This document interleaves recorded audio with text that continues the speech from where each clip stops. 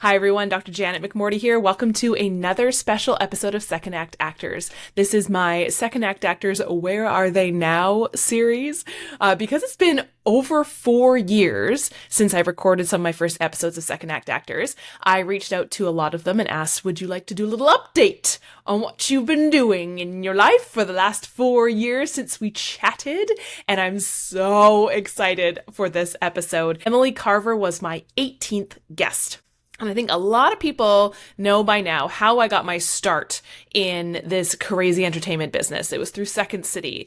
And Second City was doing these online improv classes during the pandemic. And who the heck signs up for online improv during the pandemic? People like me and people like Emily Carver. Emily and I met virtually in improv level 1 through the Second City online in the thick of the pandemic. This class was so special. I've talked about it ad nauseum in this podcast because this class was so dang special. A lot of us still keep in touch with each other. Shout out to Stephen University and the Steves from Stephen University.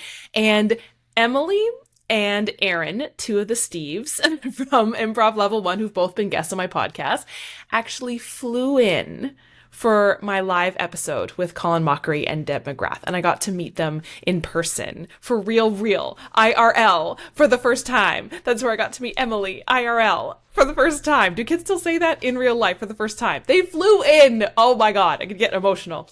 Emily is one of those people where, back in the day when the internet was like becoming a thing, people were always talking about are parasocial relationships, are like relationships and friendships that you meet online, are they just as good or are they as worthy as being in person? And obviously nothing beats in person, but this is proof that some of the people that you meet online are some of the best goddamn people on the planet. And Emily Carver is one of those people. She came into my life during a time that just everything, I was like, yes, you human. I will be on your cheer squad forever. She's sober. She's one of my inspirations for getting sober. She is a filmmaker. She's done so much since we met in Improv Level 1, so much since we met in person at my live podcast recording. I'm so excited for her to tell you everything she's doing. I'm going to make sure that there's a link to her social media so you can catch up with everything that she's done. She's got an incredible short film that's going through the festival circuit and stuff like that. I'm so excited for you to hear more about it. So please enjoy one of my favorite human beings who I've met in person for about a grand total of 10 minutes, but it doesn't matter because I'm constantly, always on your cheer squad. Emily, please enjoy Where Are They Now with guest number 18, Emily Carver.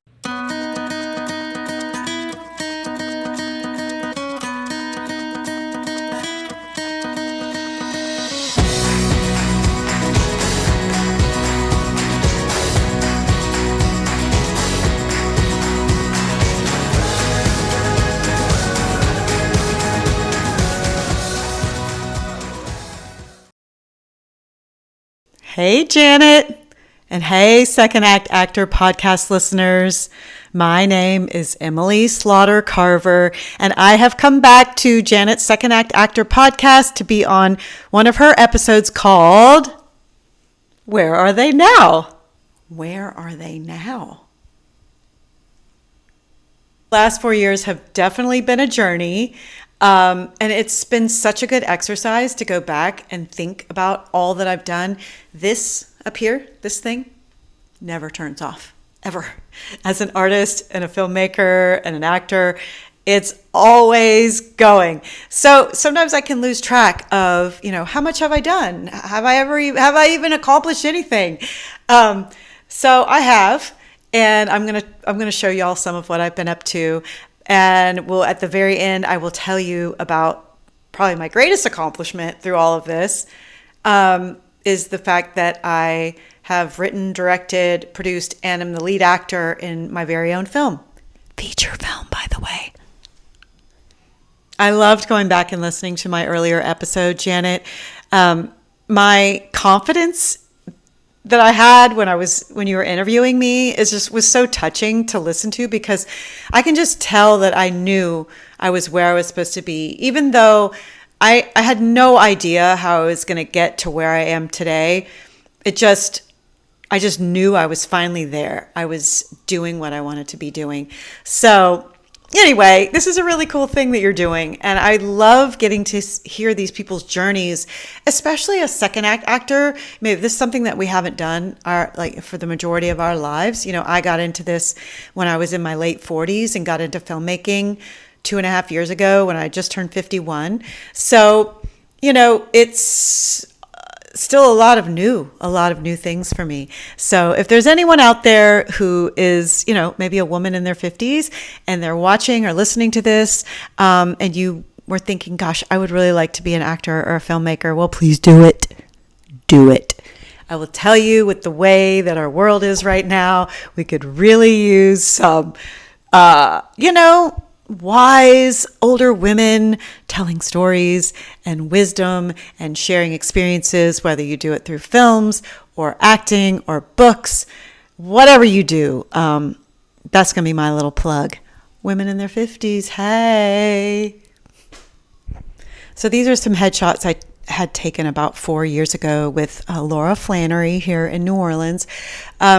Yeah, she helped me get some great pictures taken so that I was able to submit with early auditions, you know, the kind of roles where they're looking for someone just very specific to meet a need. And so I figured out, you know, what are the roles that I could see myself playing. And I was definitely nervous heading into these pictures with Laura, just because I'd never done it before. But, you know, once I got there, she made me so comfortable. And I realized, yeah, Emily, you do enjoy being in front of a camera. So that was not a problem. So yeah, I look forward to seeing Laura next month to get some updated pictures, you know, more of who I am and where I am now in this process. So this is a photo and a clip of me from a film called Master Gardener that was written and directed by Paul Schrader. So I got to have my own scene. I mean, it's a few seconds. However, it was the very first time I'd been in a scene by myself, just in front of the whole crew, you know, like, let's get this thing done. And Paul Schrader giving me the direction of what I needed to do with this cart. Anyway, it was a pretty cool little moment to be alone in a scene with a renowned director and writer like Paul Schrader. The Interview with the Vampire television series was filmed here in New Orleans, and I did a decent amount of background work on that show. And this particular night, they were filming this big fancy party downtown in the French Quarter at this very cool location. And I got lucky. I got singled out as one of the party guests that got to have a featured moment with Sam Reed as Vampire Lestat. So yeah, these moments like this where I got to be featured and just brought deeper into the set and really got to interact with the lead actor, you know, these were huge moments for me of learning and watching, observing, and just like listening to my body tell me, yeah, like, this is exactly where you want to be. Like, you want to be one of the ladies actually talking to Lestat. But yeah, you know, it was like I'm working my way up, and these little moments that they pick you and you get to, it's very special once you sign up and you're doing extra work, and so much of it can be so heavy and long, and then you get these moments like this where you really get to shine. So another special little moment that I had was I was selected for a role that was listed as milk lapping person, and I thought it was so strange that I had to submit for it, and I actually got chosen. And when I showed up on set that day, I had my own trailer, which was crazy. And, you know, before that, at my fitting, I had been asked what kind of milk I wanted to drink, which, you know, at that point, as in the state of acting I was in, felt like, you know, all of a sudden I'm a diva now. I get to pick what kind of milk I'm going to drink out of a bowl. And I did not know, other than the film was listed as RMF Untitled. I didn't know what film it was. Well, it ended up being the film called Kinds of Kindness. And Yorgos Lanthimos was the director. So I got to be in my own little scene where I was on all fours drinking milk from a bowl with Yorgos Lanthimos directing me. Unfortunately, my scene and a couple of the other people who were there doing crazy scenes like that day, none of ours made the film. But I have the memory of getting to have that opportunity. And yet again, another moment where I show up for that and I get in that trailer and I'm like, okay, yes, I want this. I want to do this. And I'm being directed in a scene by this incredible writer director. And, you know, it was so strange and so cool. And I'm so grateful that I got chosen for that role. even if it didn't make the film. So I'll say my most favorite and probably coolest gig I got to do as a background actor was there were a bunch of us brought to set one day on this limited series called The Thing About Pam. I had done a day's work on this show before and had I got to work pretty close by Renee Zellweger, who was the lead, who was playing Pam in this show. But this day I got chosen from these lawyers to come into the courtroom, the set, and sit at the defense table. And originally the guys were saying, like, can you just take some notes on this yellow pad? They wanted to they wanted to film my hand taking notes. And I was like, oh, look at that. My hand's going to be on camera. Well, long story short, they never told me to leave. And, Renee's stand-in comes in, there's rehearsing, they're setting up, and I become Renee Zellweger's assistant attorney on this episode of The Thing About Pam. And for me, no one told me what to do. Which is I've learned good. Like, if you're not getting notes, that's fine. It means you're doing fine. But I got to sit next to her and just observe her and watch her work. And I got to be right there. Like I was there sitting in that seat while they were breaking down, setting up, moving the cameras, bringing the other extras in and out. And those 2 days were absolutely incredible. Like, how did I get to do this? And again, just another nudge from the universe to me, like, you're getting closer, Emily, keep going. There was a huge blockbuster filmed here called Carry On that starred Jason Bateman and Taron Egerton. And I did about 7 days of background work on the show. It was pretty grueling. I made the camera briefly. But what I learned from that was watching them direct. There were like 300 of us background. That was the biggest budget production that I had ever been a part of. And that was just mind blowing. We were all in an airport going through security, and just to be able to coordinate all of that. I don't know how you do that. I still don't know. I mean, I was there, but I don't know how you do it. It was very cool to watch and observe. And I don't have personal ambition right now to, ever have that many extras. But what am I saying, Emily? You don't know. Maybe I will have 300 extras one day. Maybe I will. So I'm streaming a couple of clips here from a film I was a part of called Love, Marry, Kill, where I played a moving manager. And while it's playing, I just wanted to take a moment to give a shout out to my 3 acting coaches that I've had over these years, Dean West, Jim Gleason, and Greg Sims. They have each in their own way taught me so much. They've taught me acting skills, they've taught me auditioning skills, but for me, the thing that really contributes the most to this work is what they've taught me about understanding myself and who I am, trusting myself confidence, believing in myself, owning my self-worth. Yeah, I didn't really know that was such a big part of all of this, but it's been a beautiful part of the journey. So Dean, Jim, and Greg, I'm forever grateful for everything that you've taught me and pushed me forward.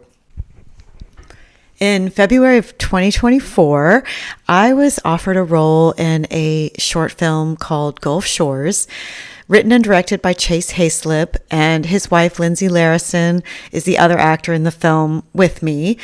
So yeah, this was a big deal for me. It was the first time someone had offered me a script, and, just the fact that Chase thought of me as someone he could trust with this script and trust with his character meant everything to me. I will always remember Gulf Shores as being such an incredible opportunity for me to, just that opportunity to get to rehearse and memorize and talk through this film. It's just so wonderful. And, the experience of filming and just watching the guys work and seeing what Chase put together. I'm really proud of Chase and the whole crew and Lindsay and me. And so Lindsay and Chase, and then Tabitha, who also was working on this film, the 3 of them then about a month later came and worked with me on my film, Hey Juniper. We're all people that we know each other from our improv world. So yeah, it was a nice couple of months, and shout out to Chase for giving me that opportunity. I also had my first actor reel shot in early 2024. AJ Rome wrote and directed it with his wife, Ashley Lenz. Omar Zaki was the other actor in the reel with me. And yeah, so yet again, another script, more memorizing, time in front of the camera, super big deal, super, it made me nervous, but Ashley and AJ did such a great job, and so did Omar. So yeah, just one more step in getting myself more professional as an actor to have this reel. And it holds up. I'm very proud of it. In February and March of 2025, I got brought on board 2 feature films that were being shot in Basile, Louisiana, not too far from Lafayette, Louisiana. These both were being directed by AJ Rome, my film mentor and now good friend. His film Dead Dawn that he co-wrote with Isaiah Laborde. I am an executive producer, script supervisor, and have a small little role in that film. So AJ had never worked with a script supervisor before, and I'd never been a script supervisor on a big feature film like this before. But I had been learning about being a script supervisor before I got into filmmaking. And all of my experience as doing extra and background work and a stand-in, I did learn that I have an eye for continuity, and I thought that could be a really good job for me. It's such an amazing job to be, you work alongside the director, you interact with the DP, all of the actors, so much of the crew. So I just, I'm working, and I'm also just constantly hungry for knowledge, and being in that position as a script supervisor is just so huge. So, it was so cool to work with AJ because, he's the editor for Dead Dawn. So I was able to, we could talk, what kind of notes do you need? It was very specific. So it was an easy way for me to ease into being a script supervisor on a film, a big feature film. Now, Silt was created by Vernon Davis, who was also one of the actors in the film, but was also written with AJ and Isaiah again. And this film, the editor at the time was Scott Conrad, who is been in the business for a long time, has worked with a lot of script supervisors. So he had very specific notes that he wanted from me. And he also pushed me to really, get the notes that he needed. I learned some new skills that I hadn't used on Dead Dawn. So Silt was more intense for me only because I was working with a different editor, and we had a lot more night shoots, and we had a tornado that hit the set while in the middle of production, which almost closed us down. But we managed to, the people around us managed to cobble together enough power and water for us to keep going. But yeah, I will be forever in debt to AJ for trusting me with these projects and bringing me on board. They have been a massive part of my journey the last few years. In May of 2025, I was given the opportunity to be in a film called Cult Classic that's written and directed by my current acting coach, Greg Sims, acting coach, mentor, and also has become a friend. So he wrote this film for some of his Path actors, and it ended up being 9 women, which was so much fun. And we were in the northern part of South Carolina for about a week. We shot this film as oneers, so each scene was one long take. And so we spent a lot of time choreographing each scene, making sure that everybody had all of the dialogue and the movements down with the DP. And, then we'd shoot it several times. So it was painstaking at times, but it was really amazing to learn that trust and really lean on your fellow actors. And it was just, you got a flow going. So that it was really an incredible experience. Cult Classic is what I've been waiting for, to be handed a script and learn dialogue and have screen time. And so, yeah, it was magical for me. And I'm actually in another film of Greg's coming up this summer, currently called The Devil Stays the Same. Yeah, so I'm ready to get that script, ready to get rehearsing and get that shot. We're doing that north of Atlanta in June. So I'm pretty excited about that development. And Cult Classic is currently in the festival circuit. So, at some point in the near future, it will be released, and I'm excited for y'all to get to see it. We're very proud of it. So last but certainly not least, I want to talk about my feature film, Hey Juniper, that we shot back in March of 2024 and is currently in the festival circuit. But yeah, so I got into filmmaking when I was 51 back in the summer of 2023 during the writer's strike. I was all ready to get my auditioning really rolling and there was no work. So my first acting coach, Dean West, introduced me to his best friend, AJ Rome, who is an actor and a filmmaker and has become my mentor and a dear friend. AJ taught me how to make a feature film on an extremely low budget, how to shoot it in 5 days with just 5 cast and 5 crew, a fully scripted story with all improvised dialogue. So yeah, I was trusted by, my cast, my crew, who said yes to this woman who had never even made a short film before, and we did it. So now Hey Juniper is currently in the festival circuit. We had our premiere at Cinema on the Bayou Film Festival at the end of January in Lafayette, Louisiana. So this festival went above and beyond anything I could have ever dreamed of. I was so excited just to be there, but we were so supported, and Hey Juniper got so much love. We won the Best Louisiana Narrative and the Audience Award, which, as you can imagine, completely blew my mind, and we were so excited. I was just so grateful for everyone who was able to make the trip to Lafayette that night to be there for the premiere. You could just feel the excitement in the air. We'd worked so hard to get there, and there was just so much joy. And yeah, it was just a really special, I call it it was a magical night. I do want to give a quick extra special shout out to the editor of Hey Juniper, Jared Cliff LaRue, and to AJ Rome with One Grand Film. Without Jared and his extra special talent leveling this film up to be what it is today, and then without AJ as my mentor and my teacher, I wouldn't be the filmmaker that I am today. So a most important shout out to my husband, Marshall, for all of your love and support and encouragement.